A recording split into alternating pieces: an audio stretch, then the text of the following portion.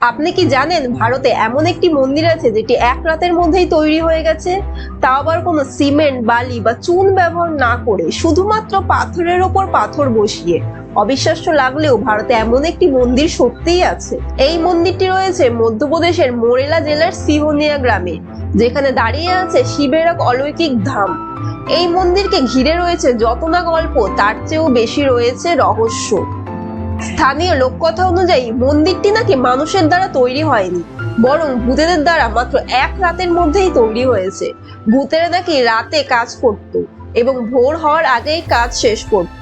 কিন্তু একটি ভোরে একজন গ্রামবাসী তাদের কাজ করা দেখে ফেলে এবং চিৎকার করে ওঠে। এতে ভূতেরা ভয় পেয়ে কাজ অসমাপ্ত রেখেই উধাও হয়ে যায়। তাই মন্দিরটি কিছুটা অসমাপ্ত অবস্থায় রয়েছে বলে মনে করা হয়। কিন্তু আসল রহস্যটা লুকিয়ে রয়েছে এর নির্মাণ শৈলীতে। এই মন্দির তৈরিতে কোনো পাথর, বালি বা সিমেন্ট কিছুই ব্যবহার করা হয়নি, বরং বড় বড় পাথর একে অপরের উপর এমন ভাবে বসানো হয়েছে যে তা শতাব্দীর পর শতাব্দী ধরে নিজেদের ভারে টিকে রয়েছে। কোনো প্রাকৃতিক দুর্যোগও একে টলাতে পারেনি।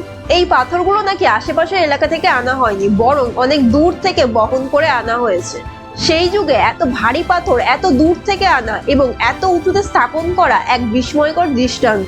আজও কাকনমঠ মন্দির সময়ের চ্যালেঞ্জকে হারিয়ে অটলভাবে দাঁড়িয়ে আছে।